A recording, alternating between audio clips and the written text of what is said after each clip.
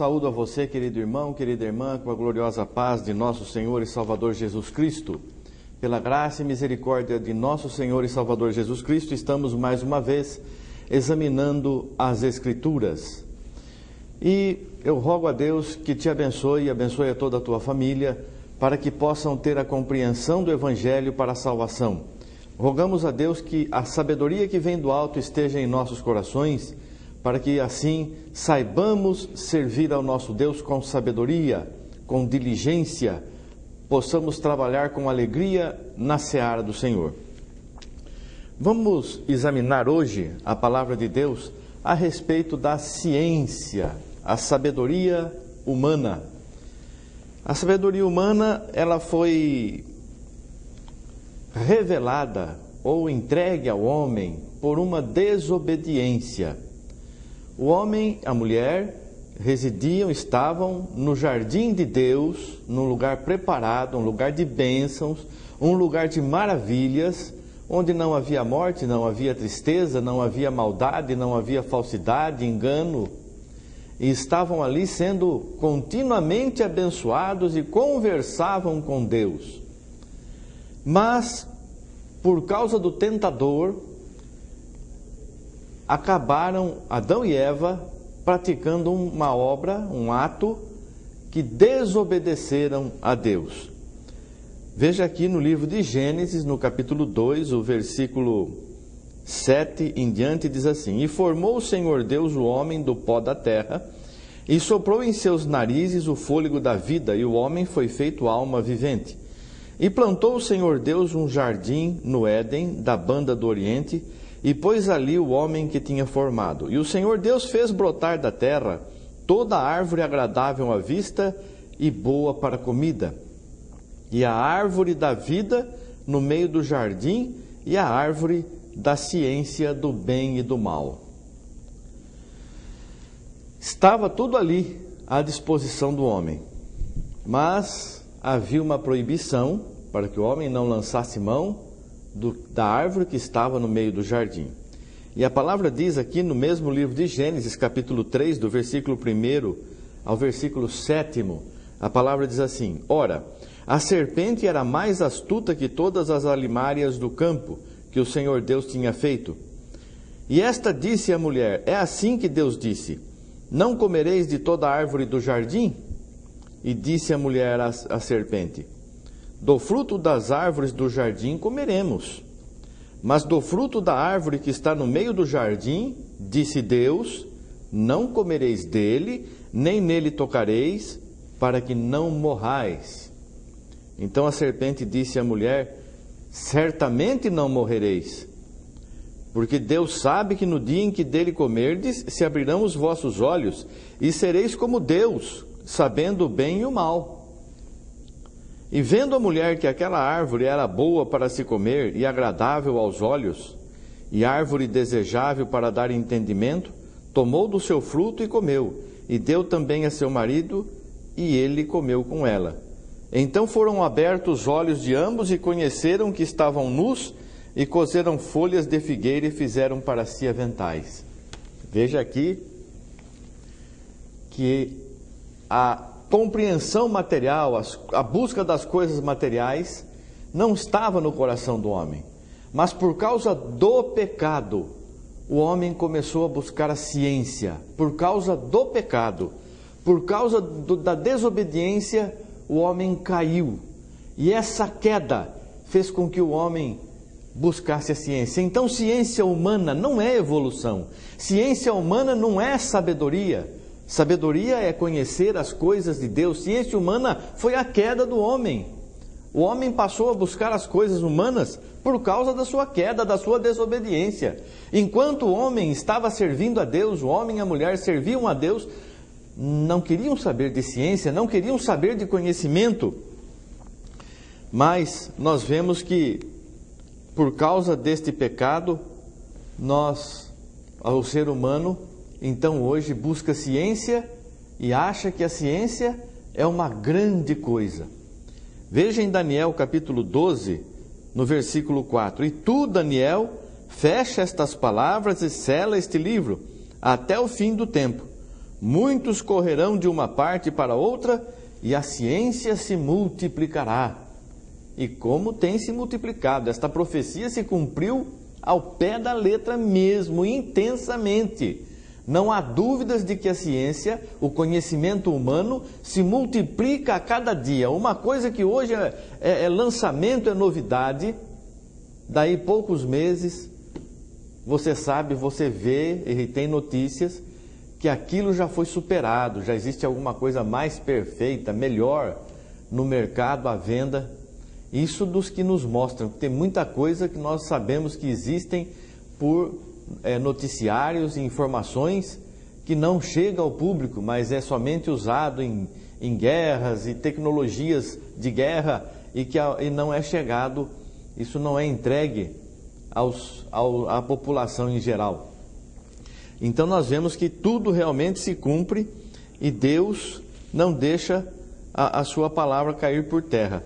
Veja que em 1 Timóteo capítulo 6, versículo 20, a palavra recomenda, o apóstolo Paulo, cheio do Espírito Santo, enviando a sua carta a Timóteo, a primeira carta, lhe diz: ó Timóteo, guarda o depósito que te foi confiado, tendo horror aos clamores vãos e profanos, e às oposições da falsamente chamada ciência. Clamores vãos e profanos daquela que é falsamente chamada ciência. É a ciência do homem. A ciência do homem diz que o mundo começou de uma explosão, o Big Bang. A palavra de Deus não fala isso. A palavra de Deus diz que Deus disse: haja luz. Não foi uma explosão. Deus primeiramente criou a luz. Esta luz veio a criar a terra, veio a criar o céu. Depois foram criadas as estrelas. No quarto dia, o sol, a lua, as estrelas. Então, esta teoria da formação do mundo, segundo a ciência, é um clamor vão e profano.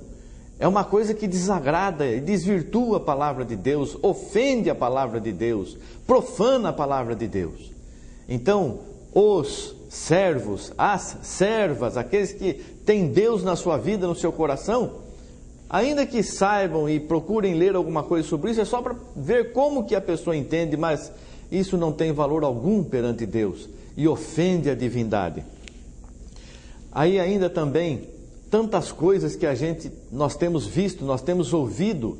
O homossexualismo é doença, porque a ciência descobriu que o homem tem dois sistemas, o sistema masculino e o feminino, e se o masculino se desponta, então o homem verdadeiramente é heterossexual. Mas se o sistema feminino, tudo que diz a feminilidade se desponta no homem, então o homem ele deixa de ser heterossexual para ser homossexual. Assim também na mulher. Então a ciência está querendo mostrar que isso vem da natureza, que a pessoa nasce assim. Mas Deus condenaria alguém à condenação por ter nascido enfermo, doente? Ou não diz a palavra lá em Romanos capítulo 1, por se entregarem às paixões infames, homem com homem cometendo torpeza, Deus repudia essas coisas, receberão em seus próprios corpos a condenação. E também diz que os bebedores, os roubadores, os efeminados, os sodomitas, não herdam o reino dos céus. Não temos nada contra as pessoas, mas o pecado existe e a pessoa pode deixar o pecado. Não é uma coisa que não pode se conter, mas a ciência está querendo mostrar que o homossexualismo, tanto masculino como feminino, seria uma enfermidade. A pessoa pode até nascer com isso, isso é natural. Não é natural. A palavra nos diz que Deus nos criou homem e mulher, não criou mais nada. O que passou daí, o que passa daí é operação satânica, é operação demoníaca. São pessoas que fazem a vontade de Satanás. Então nós não temos que olhar para essas coisas. Nós temos que ver, sim, a bênção de Deus e o que Ele tem nos prometido. Lá no livro de Gênesis, novamente, quando o homem intentou construir uma torre para chegar ao céu, a Torre de Babel, e Deus se desagradou daquilo e diz assim: eia, desçamos e confundamos ali a sua língua, para que não entenda um a língua do outro. Assim o Senhor os espalhou dali sobre a face de toda a terra, e cessaram de edificar a cidade. Por isso se chamou o seu nome Babel, porquanto ali confundiu o Senhor a língua de toda a terra, e dali espalhou o Senhor sobre a face de toda a terra. Então a palavra aqui nos diz ainda que agora já não tem mais limites para o que o homem possa fazer. Por causa disto, eis que o povo, Gênesis capítulo 11, o versículo 6, e disse: eis que o povo é um, e todos têm uma mesma língua, e isso é o que começam a fazer. E agora não haverá restrição para tudo o que eles intentarem fazer. Veja bem o que Deus disse sobre a humanidade: não haverá restrição para tudo o que intentarem fazer. A ciência então se multiplica e se multiplica e se multiplica, e nós vemos descobertas que ajudam o ser humano, algumas máquinas, alguns tipos de medicação, de remédios, são coisas, acredito eu, permitidas por Deus, e que alivia o sofrimento, a dor, a enfermidade das pessoas. Mas isso é ciência, isso é conhecimento, isso é coisa humana. Isso é bom, mas nos afasta também de Deus. Porque quantas vezes você espera no remédio, quantas vezes você espera na medicação, quantas vezes você espera na consulta para com o médico para que você possa ter uma resposta, uma cura para a sua enfermidade, para a sua dor, e você não consegue trabalhar, você não consegue dormir, você não consegue coordenar os seus pensamentos. Então você vai no médico, especialista disso, especialista daquilo, e toma esta medicação e toma aquela medicação. No tempo de Cristo, essas medicações eram praticamente inexistentes, eram chás e raízes que as pessoas usavam, eram coisas naturais. Hoje em dia, diz que a alopatia, que é o tratamento das enfermidades através de antibióticos e remédios fortes, tem que ser assim, porque senão o homem vai perecer. Mas se nós tivéssemos a nossa fé, a fé que nós temos muitas vezes em remédios, em médicos, nós depositássemos no Senhor Jesus, tivéssemos tanta confiança quando confiamos num remédio, quando tomamos e dizemos: este remédio vai tirar a minha dor, este remédio vai me dar sono, este remédio vai me curar. Como que aconteceria se nós tivéssemos esta fé, esta confiança em Jesus Cristo? Eu vou orar agora, eu vou receber oração, vou chamar o presbítero e Deus vai me abençoar, vai me curar, vai fazer a minha vida florescer novamente e eu serei grandemente abençoado. Mas para isso nós precisamos pedir perdão, para isso nós temos que ter contato com Deus, para isso nós temos que ser fiéis e sinceros, para isso nós não podemos ser mentirosos nem enganosos, para isso nós não podemos prostituir, adulterar, roubar, enganar, desviar das palavras de Deus. O remédio faz a mesma coisa e eu não preciso me consertar com Deus, não preciso me consertar com o irmão. O remédio, às vezes, é uma coisa. Não estou falando para você deixar de usar remédio, não, porque vai ser segundo a tua fé. Nós precisamos ter fé para que Deus nos abençoe. Então vamos acordar deste sono. Vamos, mas eu não tenho fé. Então confesse que não tem fé. Mas continue buscando a perfeição, porque a fé não é de todos, a palavra nos diz, mas continue buscando a perfeição, continue buscando a presença de Deus em tua vida e Ele certamente te abençoará. O Senhor se manifestará a ti, é promessa dEle. Aqueles que me buscam encontram, e nós estamos buscando ao Senhor e muitos já têm encontrado este Senhor, Rei dos Reis, Senhor dos Senhores, Salvador bendito eternamente. Amém. Que Deus te abençoe e que você possa confiar em Deus, confiar em Jesus, confiar na sua palavra.